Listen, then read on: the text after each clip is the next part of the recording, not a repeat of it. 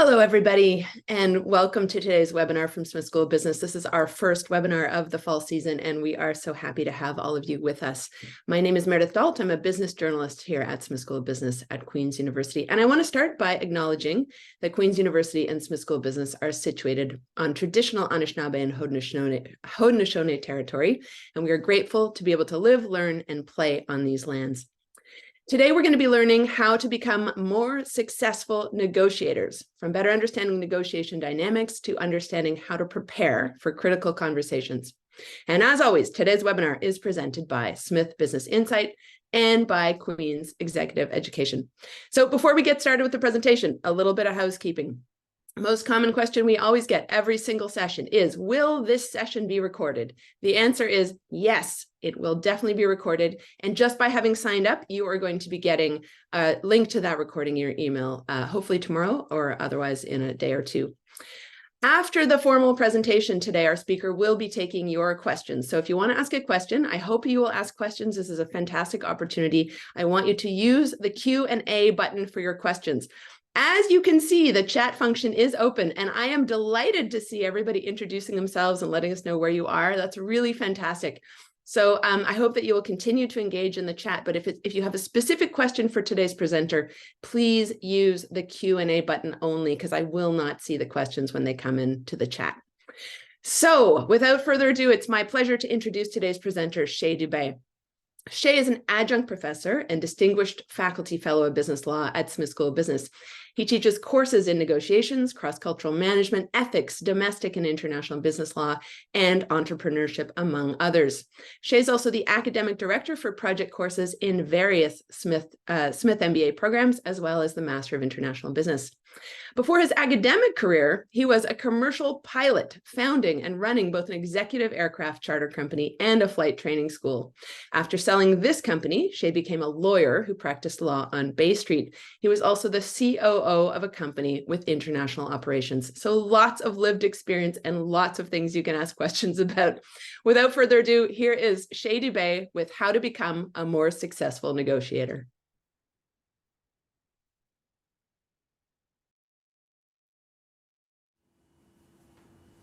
Well, thank you, everybody, for joining me today. We're talking about how to be more successful in your negotiations. Wouldn't it be wonderful if after every negotiation you sit back and think about the great conversation you had, the great relationship you've built, you got everything that you wanted, and everybody left happy? And most of you are thinking, yeah, that's not how my negotiations work. So what is it that gets in the way of the ideal situation? For many, there's a bunch of fears. There's assumptions that we have. The fear that the other party is more powerful than we are, that they have information we don't have, that this negotiation is going to become a battle. And so what most people do is go into a negotiation and act on their fears and their assumptions. And so to ensure that they protect themselves, we go in with an attack. We make sure that we don't listen to the other side. We try to tell the other side everything we need, and we keep talking. And the other side then reacts to the way you're acting, or it could be vice versa. And then we start to become antagonistic. And so interestingly, by acting on those fears and those assumptions, we actually create the situation we hope not to create. So what might we do to get rid of some of these things that get in our way and to make our negotiations fit into the ideal world? So let's see if we can talk about some of these things that you can take away and think about. The first thing I would say that would help us to achieve that ideal situation is how we prepare for negotiation. And what I mean by that is most people sit back and prepare their side of the story. What do I need to tell the other side? What is it that's important to me? And I would argue that you need to sit back and start the preparation from the other side. The fact that they are negotiating with you means that they need something, they want something. And so as part of the preparation, think about why they're there. Think about what you don't know about them. What information do you need? So here's the interesting point. When you're in the middle of the negotiation and pressure is mounting, it's really tough to think. So what if you have your questions pre-prepared so that you can ask those questions that you need that information for. And that way, if you get stuck, you have a preparation sheet, a piece of paper with all of these questions that are there. And you can validate, were you right on your assumptions of what the other party wanted or didn't want? And as more information starts to come out, the more you can start to be creative. Now, the second thing I would say that you probably want to think about, how do you want to start that negotiation? Conversations will go off on their own, but what is it you want to talk about? And what is it you don't want to talk about? And so the first 180 seconds of a negotiation is critical. If you open that negotiation, you can choose where the path you want to go, and you can help to guide that negotiation into areas that you want to talk about. If the other side starts and they go down a path you don't want to go down, how can you pivot the conversation into the space that you want to be? So let me give you an example, and all of you have faced this. What are you going to say to the recruiter that asks, what's your salary expectation? And most of us struggle with that because we want to make sure that it's calibrated. We don't want to insult them. We want to make sure that they're going to like us. So all of these things are going through our heads. But we also don't want to answer that question because it tends to frame us into or box us into a corner.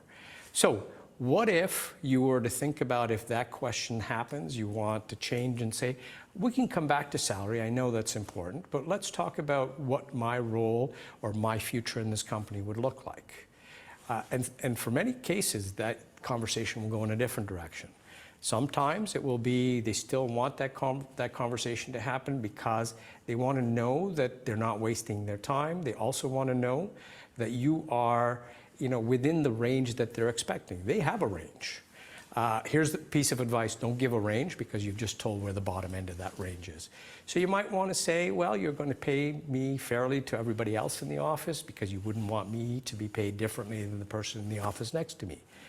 Right? Maybe that will take you in a different direction. Possibly you might want to say, I have no idea what you pay, but doing the research that I have done, somebody in the similar company to yours, make sure you pick somebody that's got a higher salary, pays this, because they may not have that competitive advantage. But this is the planning of your first 180 seconds. And because really what you want to be talking about is anything but salary, that should be coming up later. As 180 seconds expires, it will take its own course of action. But also think about where the other party starts from, because that also tells you what's important to them. So there's interesting pieces of information that are coming at you. So if they don't start with money and they start with something else, it means that they're interested in something else. So have you ever been in a conversation, in a negotiation, when somebody's saying something and you have interpreted it to mean X, and you've started to go down that path, and then the person stopped you and said, well, no, that's not what I meant. Well, in a negotiation, it happens more often than you think.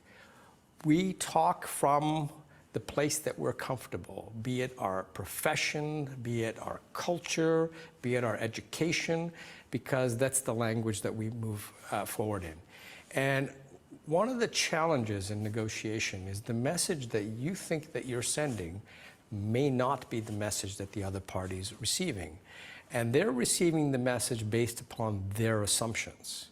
If they're doing that, it's more than likely that you're probably also jumping to these conclusions based upon your background, your history, past experiences.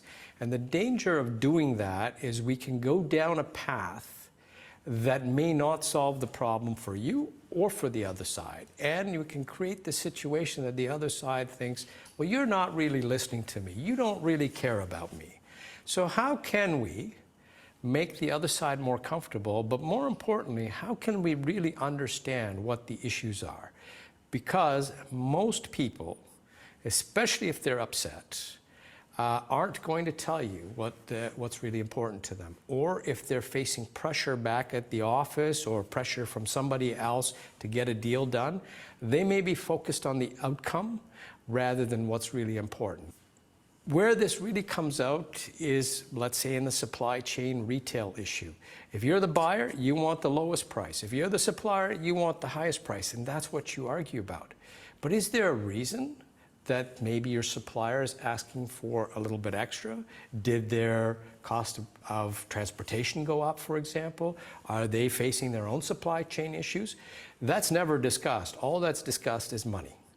And so one needs to learn how to better ask questions. And from observation and lots of teaching and lots of experience, what I have started to notice is that most people don't ask questions in a very efficient way or in a way that actually gets conversation going. A lot of questions that start off with is expressing our own point of view and then sort of putting a question mark onto it, or expressing something that's a constraint on what the other person's putting out there. And when you question with a constraint, that stops conversation dead in its tracks because somebody is going to feel that they've been attacked. So think about how you can form a repertoire of questions that are simple, that are open-ended. Some of the most effective questioning when somebody is talking and you're not sure where they're going, how does that work? What did you mean by that? How are we going to make this happen? And one of the things that happens with those types of questions is it's open-ended, so people have to explain. And when they explain, even if they were trying to hide something in the previous iteration, they're going to start to explain to you what their thinking is. And that's what you want to hear. And then you can continue to dig until you really understand what's important to them. So coming back to the supply chain, well, why do you need this price increase? Well, we've had a bad quarter, this has happened, our cost has gone up. Oh, okay. So how can we work with you at this point to address some of this? Because obviously I've got constraints because my customers aren't going to pay more. Now we're talking about what the real issues are here so we can come to a solution. The other thing to be careful about when one asks questions is not to make questions too complicated. Because once you make questions too complicated, what happens, for example, if you ask a question that has multi-parts, then you're giving the other side the option to choose which part of the question to ask. And they may actually ignore the other parts, which then forces you to have to reiterate that. And it breaks the flow of the conversation at this point because it's also telling the other side, well, you ignored my question. So psychologically, what we're doing is we're attacking. So keep your question simple. Make sure that if you have a question that has content, that you only have one issue that you're asking so that you can have that response. And then with that response, what you can do is ask further clarifying questions to make sure that you fully understood what happened. So when we talk about listening, so here's my next point, is about listening and clarifying what's been said. Research shows that effective negotiators, and with an effective negotiator, these are people that not only get the deal at the table, but also get the deal implemented. So let's talk about that first of all. Many people are concerned about winning the deal at the table, and because they didn't have an ideal situation, what happens is they leave people unhappy, they break relationships, and the other side wants to not have anything to do with it. So in the ideal situation, you not only got the deal, but it's implementable. So you're thinking not just short-term and long-term. That's why you need to understand what the interests are. And so when you're listening to the other side, it's not listening just to hear, it's listening to understand. And what does that mean? It's, what did you mean by that? Or I hear that am I correct? And if you're incorrect, the other side is going to say, no, I meant this. And that helps the conversation and the two people to come together. It's no longer us against them. It becomes a conversation of understanding. And be ready when the other side asks you questions to help to clarify, because they may be making assumptions as well. So think about this, that when you know how the other party thinks, if they're from another industry, another country, you understand their thinking process, when you put a proposal back to them, you can frame that proposal in the language that they understand, not the language you understand. Because oftentimes as you put a position out there or options out there, their assumptions start to kick in if you haven't put it in the way they understand. So we're talking about listening and clarifying. Well, think about this. How comfortable are you at sharing information? And I'll bet you the answer that I'm going to get from most of you is, oh no, I cannot do that because they'll take advantage of me. Guess what? The other side is thinking the same thing. And where did this come from, this myth about not sharing information? Your parents, media. But also think about your workplace for a second. More information you have, the more creativity you can have.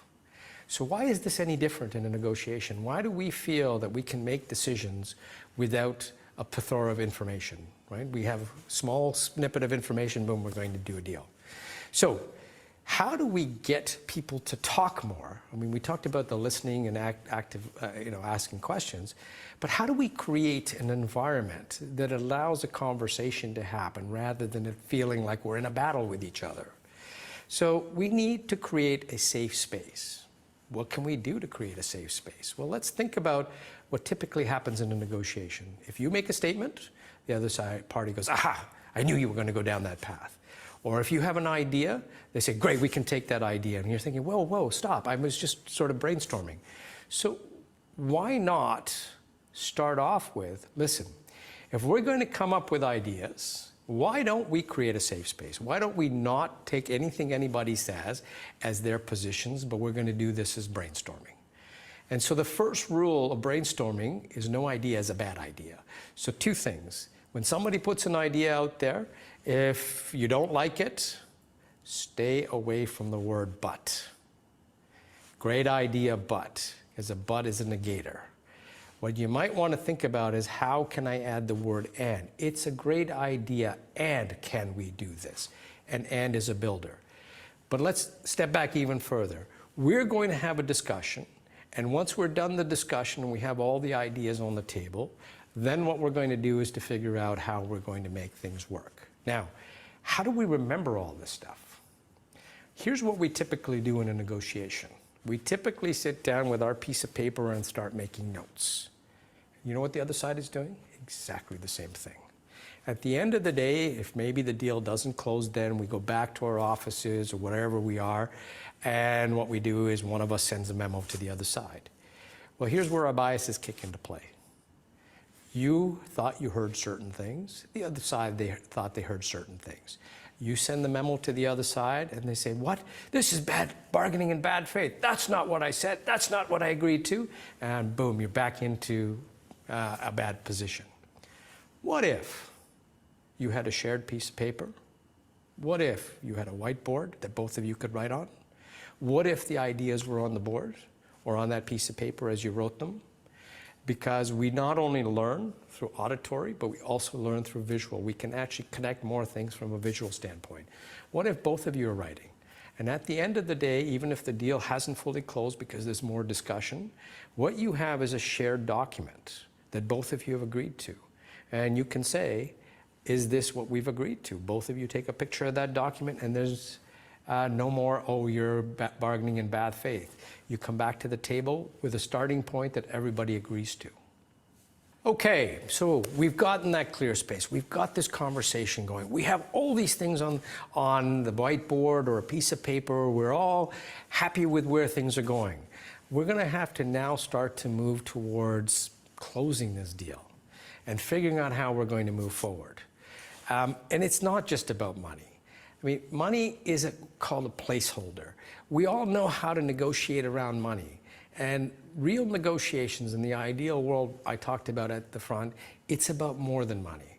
And I will give you one piece of advice right now. When you start to put the deal together, don't start talking about money first, because as soon as that happens, everybody goes into their corners.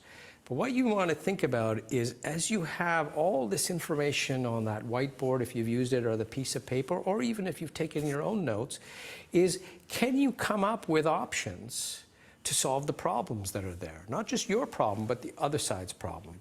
Because a negotiation is about solving both people's problems. It's not about we need the same things. And what you should have figured out as you go through this process is one of the assumptions would have disappeared. They want the same thing I do. You're going to find that in most negotiations, people want different things, but our assumptions say they want the same thing. So now, how do we solve this problem so that they get what they need, you get what you need? These are creating options. As human beings, one of the things from a psychological standpoint is when I only have a choice of one, I feel like I've left something behind. If I have way too many choices, I have paralysis by analysis because I can't make a choice. So you want to think about coming up with 2, maybe 3 different options to solve the problem.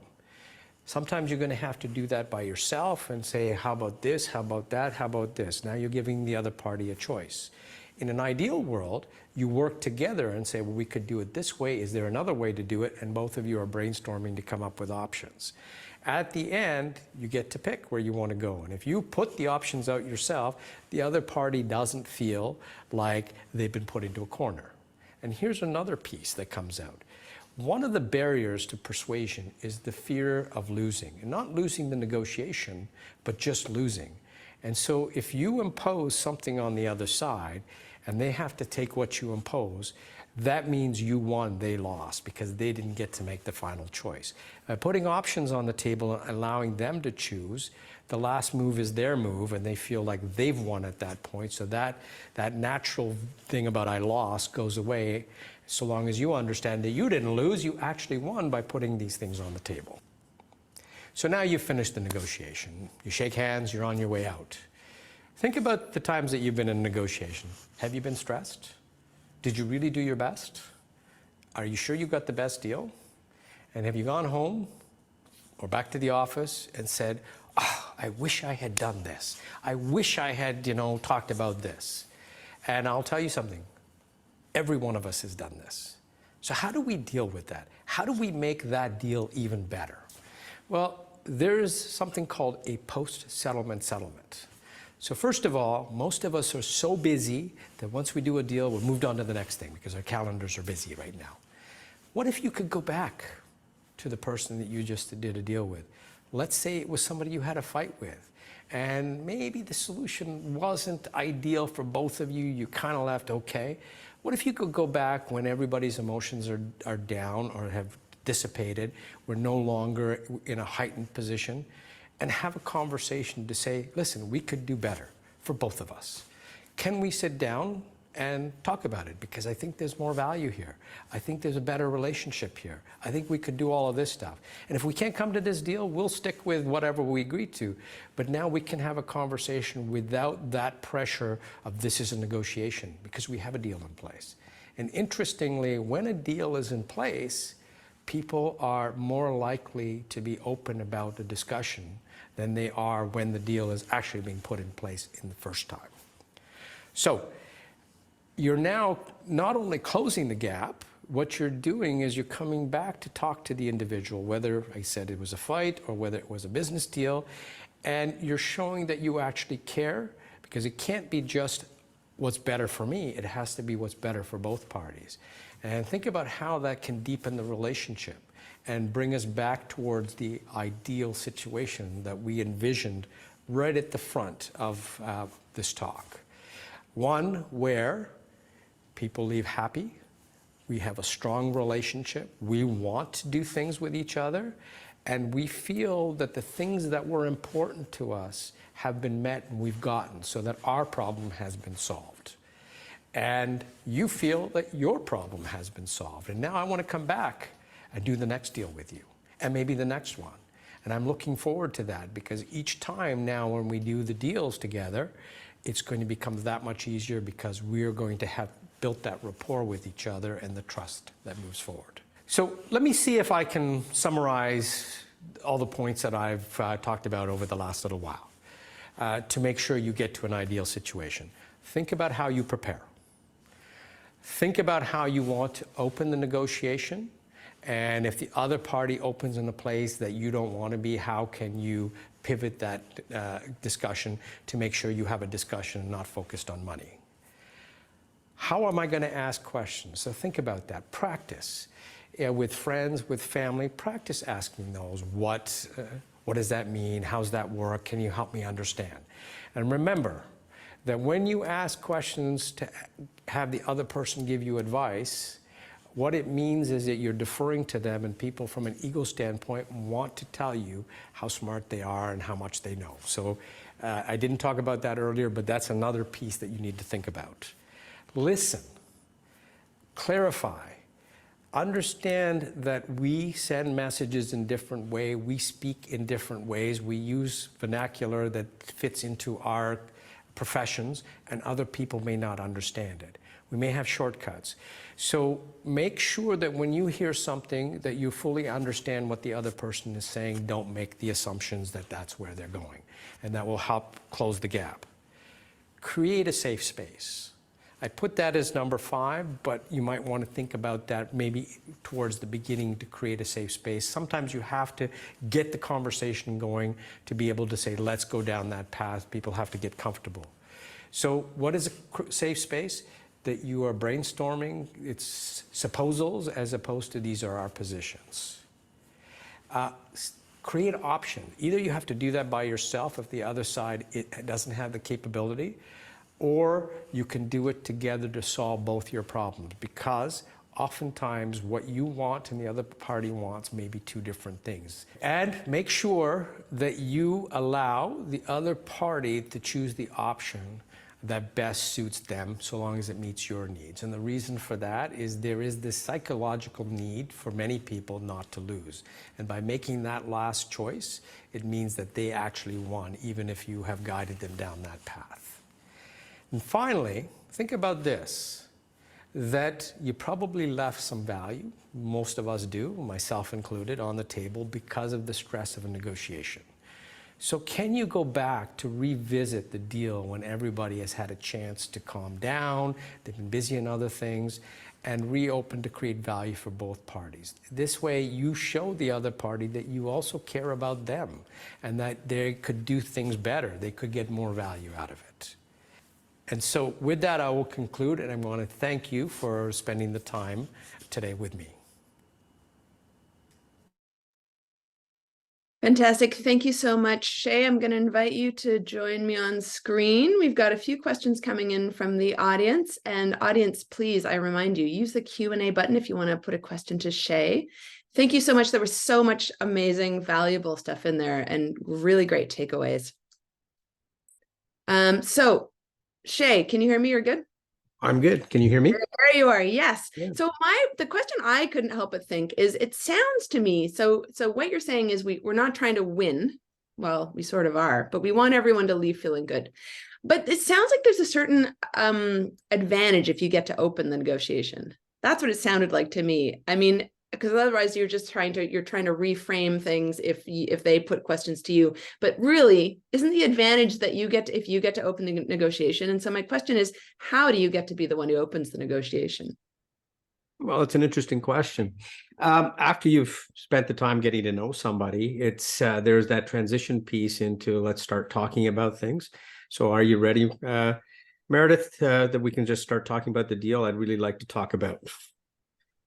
And there we go. We're into that, into the discussion right there. So did you get the upper hand just then? I just did. Or what if I said, oh, you're right, you did. So you just seized it. So is it literally that simple? Is that just confidence? Like That's all it takes. Oh my gosh. All right. So, well, you schooled me. So the other question I couldn't help but think was, wonder about was the role of vulnerability in negotiation. Because it sounds like this approach, if you're trying to create safe space and you're trying to make sure everybody kind of leaves feeling happy, what's the role, like where does your own vulnerability come into it? Because I understand you probably want to, because you're talking about wanting to sort of understand their full position. And so thus you're asking them questions, which requires a certain amount of vulnerability on their part, possibly to answer them. But how much do you reveal as the counter negotiator? You can't make a deal with information just from one side, Meredith. Both sides do need to get information on the table. So the vulnerability question is an interesting one. Do you want to define vulnerability to me? What does vulnerability mean? Oh, because we all might have a different idea about it. Yeah, exactly. Yeah, well, Here we go about assumptions, right? Yeah. Well, in this case, I think about my own background as a journalist, where you're asking somebody questions and you're trying to sort of get them to reveal things. And sometimes if you just reveal something about your own experience, maybe something that's a little bit sensitive or something that you maybe wouldn't share with everybody, you don't have to share a lot, but sometimes just your own revealing of something about yourself can make them feel comfortable or safe to be able to reveal something back. And then you kind of open the floodgates a bit more easily. So you're talking about the code of reciprocity. Can I share something so they share something? And usually when people aren't willing to talk, that's one thing you can do. Is it's called priming the pump, is you reveal something. But vulnerability may mean something else. That's the reason I was curious. Right. You're now talking about people actually speaking. Vulnerability can also mean I'm in a weak power position and I don't want to tell you what power position I'm in, or I have something going on and I don't want to disclose that because you'll take advantage of me if I do disclose that. And that is very dependent upon the negotiation you're in and the person that's on the other side. Emotions, sometimes emotions can play a positive role. Like if there's something that's very dear to you, that it's really necessary, sharing that can't help the negotiation, but withholding that unfortunately doesn't put context. So, we need to step back and think of a negotiation as a conversation. You want to get to that point that you're having a conversation. So think about the conversations you have with your best friend, right? They free flow. And in a negotiation, they tend to be much more, almost planned, or I can't say that. And so what we do is we withhold some information that might be useful in putting a deal together, understand why. So we try to, and so sometimes the vulnerability coming out is important. My business is not doing well right now. I need a break. That's vulnerability. We don't want to share that because the other side's going to say, I don't want to do business with you. But we don't know if the other side also, you may be a good client of theirs, they may like you, etc. We make an assumption they won't do business. And I see this all the time, that people withhold that information that will allow people to say, I can help you. So are you suggesting that it makes sense to say, look, my business isn't doing well? Or not always. Okay, so you really got to read that room. You got to read the room, right? If you got that conversation going and people have a rapport going, and if it's stuck, you might have to go down that way. I wouldn't put that right up at front. Right, okay. All right. Hands up. Business is terrible. Would you like to negotiate something with me? Okay, let's go to questions from the audience. We've got lots of fantastic ones. Hannah Routley, what are a few techniques to build trust when people arrive with a lack of trust or suspicion? So similar to what we were talking about. Yeah. You get trust going right away in the room. Can you? Some people are better at it than others. Some people can get a room relaxed. I think the hardest part for many people is, how do I make small talk? Because it's difficult for me to make small talk. And sometimes it's just as simple as, like, your tie. I'm going to be careful when you make comments like that. Or I read some article in the newspaper about your company. Isn't it wonderful? Or something has happened, like a world event. Is getting a conversation going that's not related to maybe what you're doing at this point, so to have some sort of a conversation. Somebody's carrying a pen with a logo on it. You're paying attention to the small details of what's happening so that you can talk about something else. So the big thing is we see each other sometimes as enemies in a negotiation, or us against them. And how do you bridge that gap to show some commonality? So if somebody's got a pen and they got a Queen's pen, for example, hey, did you go to Queen's? You're carrying a Queen's university pen, and all of a sudden you have a whole different conversation going. Okay, that's great. Thank you. That's very helpful. Maureen Simmons writes directly to you. Hi, Shai. So good to see you again. Are there times when you should walk away from a negotiation? Maybe you, as a successful negotiator, have implemented the tools you mentioned here, but the other party is really difficult and the deal just falls apart. What are helpful tactics to deal with a difficult other party? And maybe further, are there times where you just walk away and I just can't work like this? Well, let me answer. See, there's the multi-part question. So let me answer the last part of that question first. Absolutely. There are times to walk away. There are some people it's just not worth negotiating with. It's just, never get into a deal that's going to put you in a bad position. just because you're sitting at the table. There is what is called the getting to yes-itis. I've spent the time, I've traveled someplace, and therefore I have commitment. No, if the deal doesn't make sense, walk away. How you walk away is important because you never know where you're going to meet somebody. And even to say, look, I'm sorry that we can't, make a deal this time. It just doesn't fit into my future. And I look forward to a future when we can actually talk again and maybe we can do a deal. And so we can walk away instead of throwing something at the other side. So that was the second part of the question.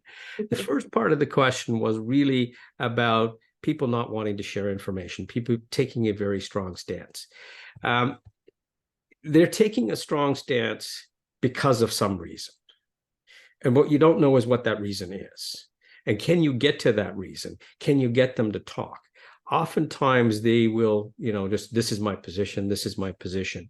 The more you can get people to talk, they can oftentimes talk themselves out of a position.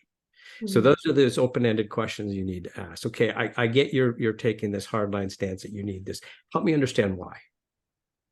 Because I right now, and then the other thing to realize is that just like they've got pressure behind them, you have pressure behind you. And this is about using constraints. I couldn't sell this to my boss. So I need to understand if I'm going to try to sell this, how do I sell this to my boss? Help me do that. And now what you're doing is you're getting them to help solve your problem. And you're forcing them down that path of trying to figure out your problem. Right. And if they don't do it, then walk away. Okay, helpful. Rick Zhang asks, sort of similar, when the other party has more leverage over you and they're pushing that power a bit on you, how do you stand your ground without offending them?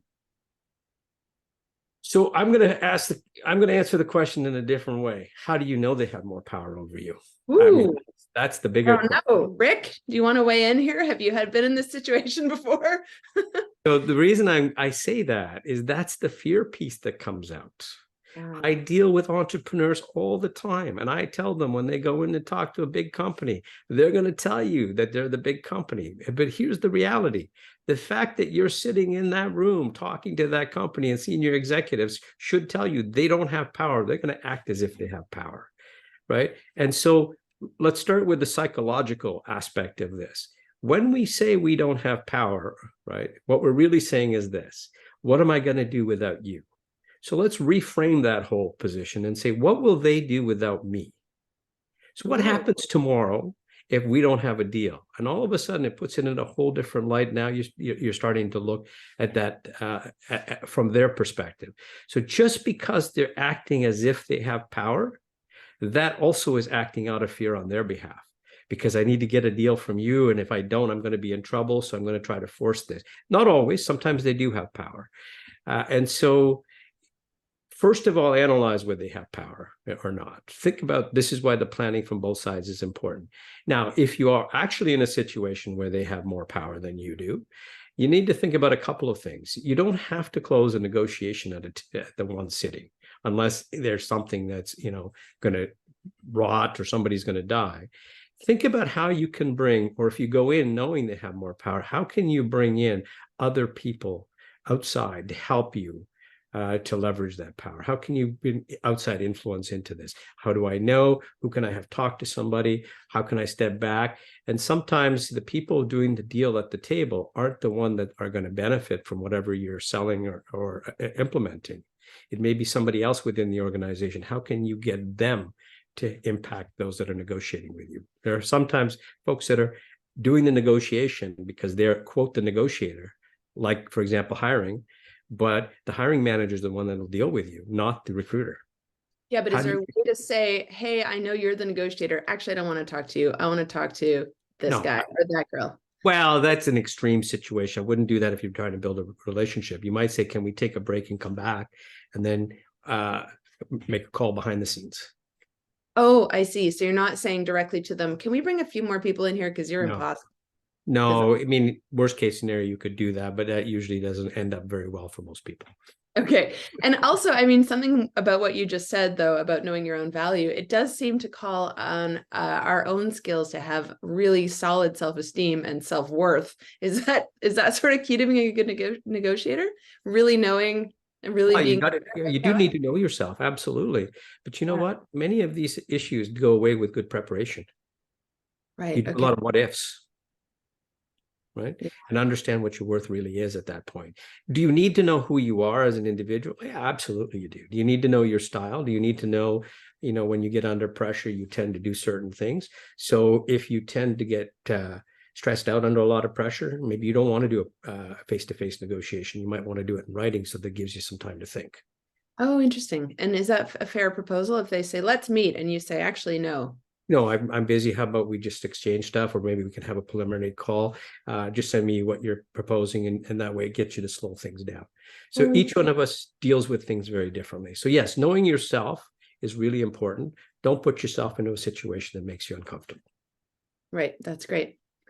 I've got a very specific question from Lucy Luan. My daughter is a RN. She found a job as a medical case manager in an insurance company and left the hospital.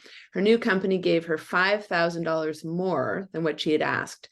She recently learned that the Ford government has given nurses a $6 raise per hour. Her current salary looks not as comparable now. She wanted to address this at her year-end annual review. How should she bring it up and get a raise that includes this change? It's very specific. Are you able to help Lucy's daughter? There again, it's that comparative piece, is that the hospitals are paying extra, and just to say, here's where we are, here's where they are. So remember the example I gave when they ask you what your salary is. Sometimes you can't talk about what's here, but to say that company is paying more, because we make an assumption that everybody has competitive knowledge of what's going on in the marketplace. So that could be some competitive information, that because if her daughter's the only one, not the only one in that situation, they're going to face this with everybody. And so what you see right now is you see the unions getting more and more raises because everybody knows now what's going on in the economy, right? When the caps came off. And so it does set a precedent. And if an organization is astute enough to say, oh, if this is going on, we're going to face the problem with every single one of our RNs, maybe we need to revisit this. Right?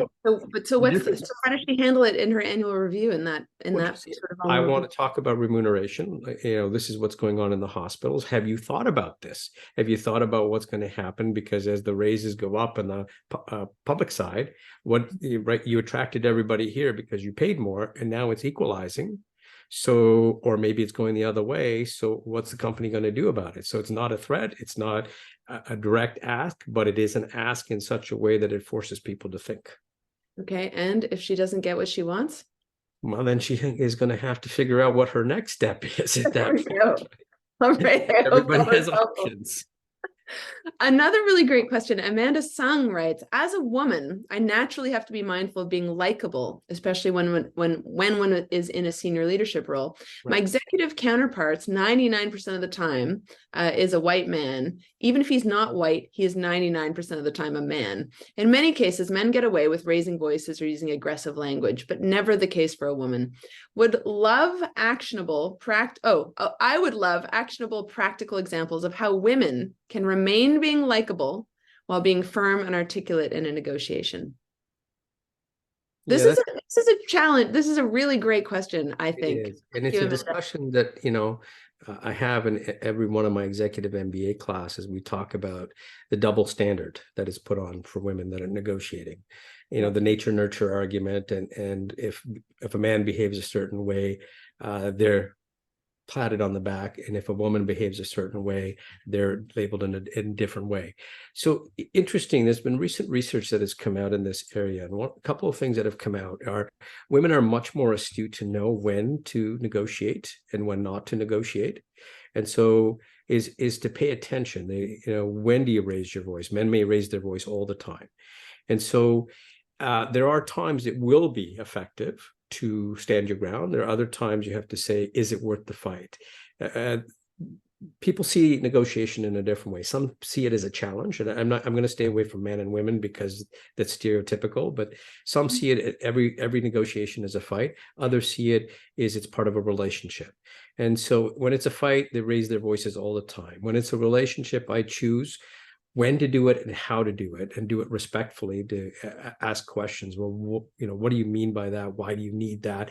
Why are we going down this path? And again, it's to diffuse the situation, to let the other party talk. So we come back to this. we think we need to persuade other people by talking more. And as I said in the little piece that I did, is that effective negotiators actually listen 63% of the time. And so you get other people to talk. And oftentimes, if you can ask the right questions and use the skill that you have of keeping harmony and get them to do more talking, and what does that mean? How's that going to work? You can actually decelerate the emotional side on the other play and come up with something. Does it work all the time? No, I'm not naive enough to think it works all the time. But at the same time, you don't have to back down. You don't have to be aggressive to get your position. You just have to stand and ask the other side and then build on it and guide them down a path. Okay, great. Thank you.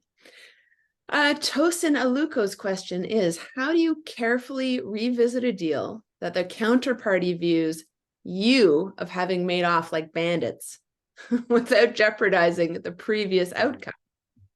Well, okay, if you made out like bandits, that's how they view it, then maybe you don't want to go back, right? There may be the ones as well. Yeah. What if they come back to you and you've made off like bandits? Well, you know, again, every situation is different. It depends on what we're talking about.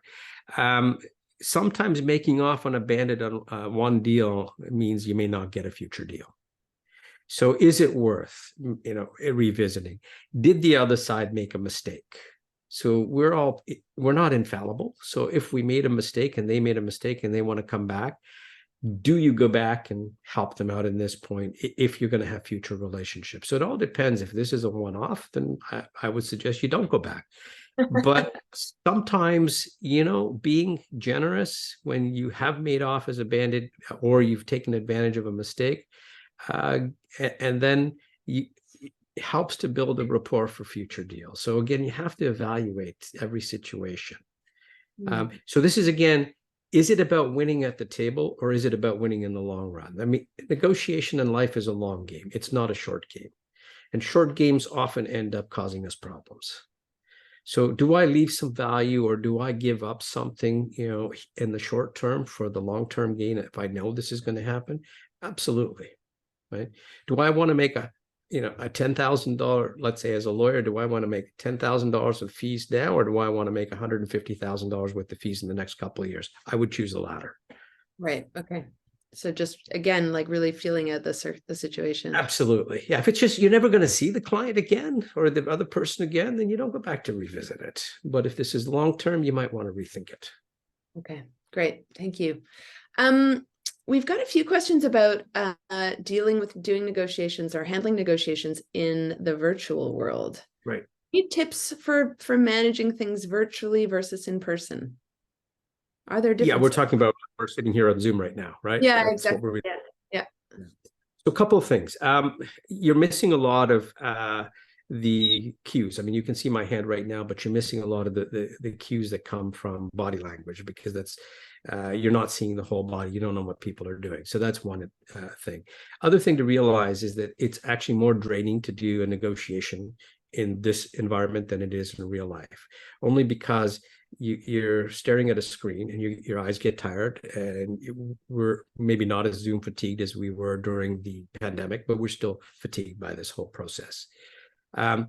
It's also very difficult to have a real conversation. Because of the way electronics work, it's one person talks and then you have to talk back. And so the natural flow of discussion becomes a little more difficult. So brainstorming is a little harder to do with ideas. So you have to pay more attention. Like I see you're nodding your head, and I see a couple of times you raised your hand and I stopped talking because you had something to say. So you have to be more cognizant of that too. You have to plan. You got to plan a lot better. So you mean agendas are more important, getting information out there is more important, how long it's going to go. The other thing is breakouts are more difficult. Yeah. So you need to set breakout rooms. So if if there's a team, for example, they have some place to go. So if they want to make a phone call, for example, to talk back to their office or somebody else, that they can go into a safe space, a breakout that you don't go into, so they can, get some time. Mm-hmm. And so those are all things that are important. And also to read when it's time to call it quits, because people are fatigued. The one danger in the Zoom or in this virtual environment, when I come to your office, it's a lot more difficult to leave. I have to make a concerted effort. If I don't want to talk to you right now, I just hit leave on my screen and bang, I'm gone. Right. Getting me What back. about, yeah. And what about missing out on the before and after chatter as you enter the room, you leave the room? Like, does that make a difference that you miss all of that stuff? It does. The rapport, it's a lot harder. But most of us, in the past used to negotiate on the telephone or now over Zoom. So we miss that human element of getting to know people. And so people aren't always what they appear on the screen because they don't let their guard down. Right. Unless they're inadvertently left the camera on, as some people have done. Oh dear. Right. Thank you. All right, we've got, oh my gosh, you guys are an amazing audience, so engaged and such fantastic questions. Thank you.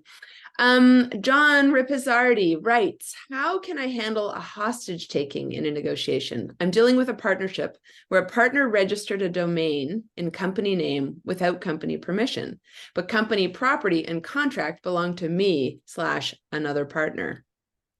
Okay, so we're getting into very specific. So the word partner needs a sort of clarification. Are you in a true partnership or are you a shareholder in a company? Don't know. Okay, so there's some legalities around this, unfortunately, because if it's a partnership, there's the law in that area is very different than if it's in a shareholder situation in a corporation. That's a whole. So happy to have that conversation offline, but that can go down a rabbit hole very quickly. Okay, John, you can reach out to me if you want. You have there you go, John. Let's see. Oh my gosh, there's so many. Are negotiations any different, writes Lisa Choi, when dealing with government or government agencies or ministries? So Lisa, I'm going to make an assumption about your question, in that it's a private sector dealing with the government as opposed to government within government. And with private sector dealing with the government, yes, they are different. Absolutely. And the reason that they are different is that in the private sector, negotiations are about personal gain or a corporate gain.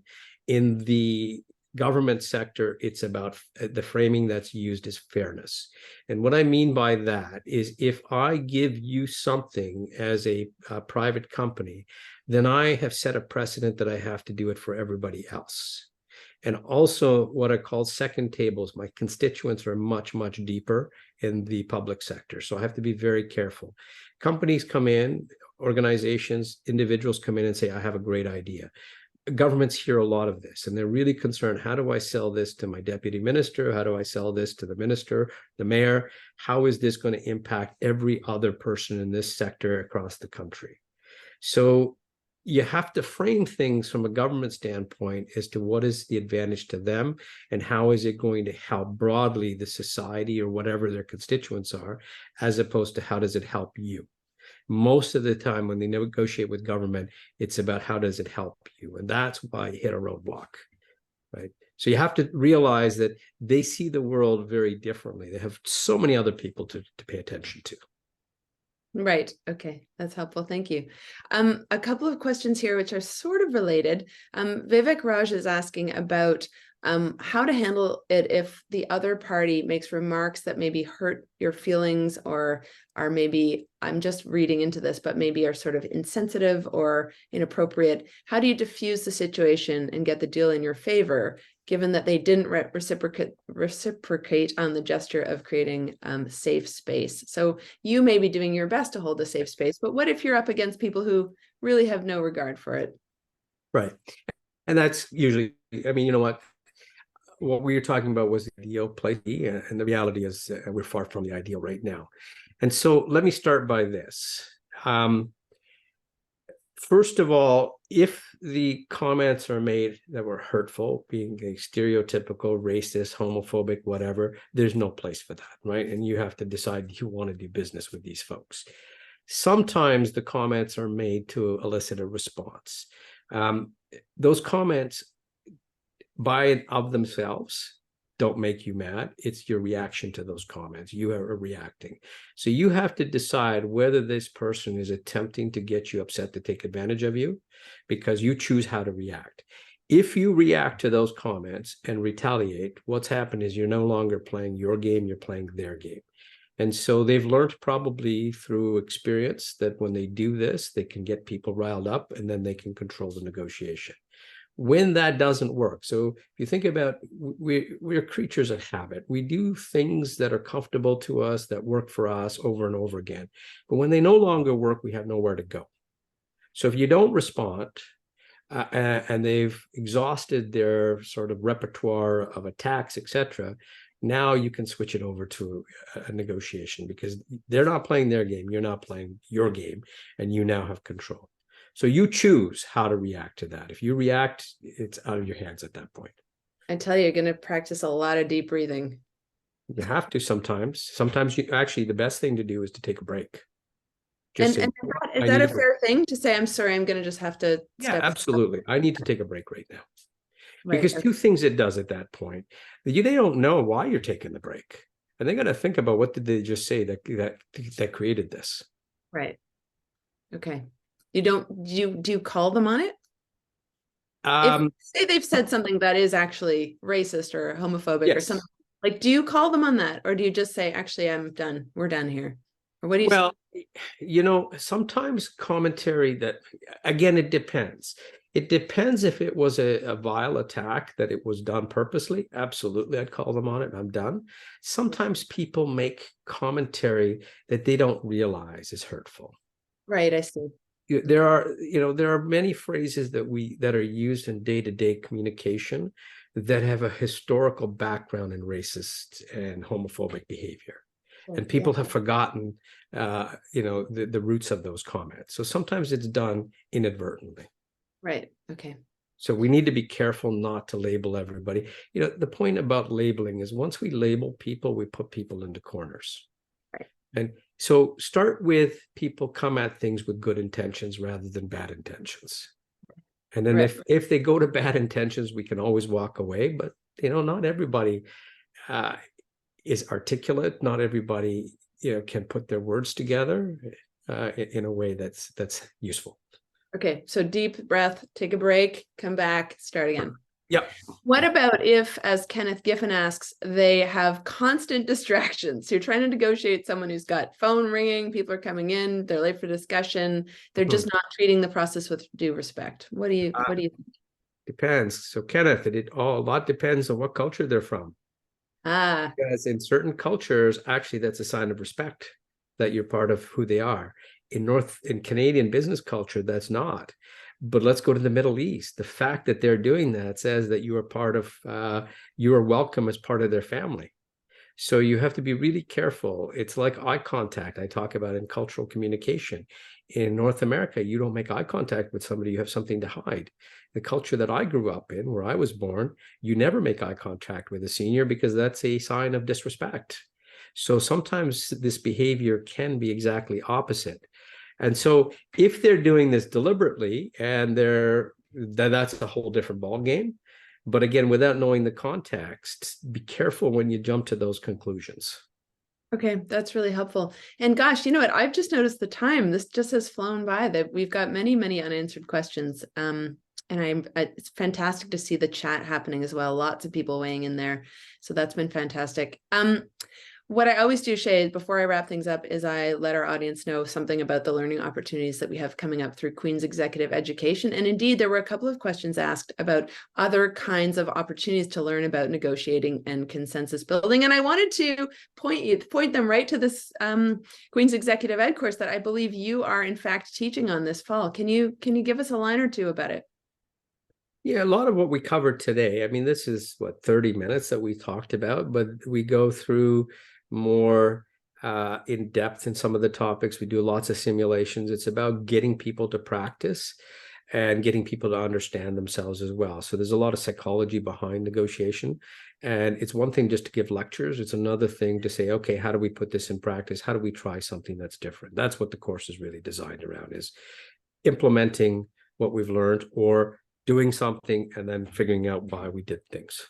Right. Okay. That's great. Thank you. So audience, there you go. Check it out. smithqueens.com/exec-ed will give you more information. That's happening November 8th and 9th. It's at Smith Toronto and it's in person. So a great opportunity for networking as well.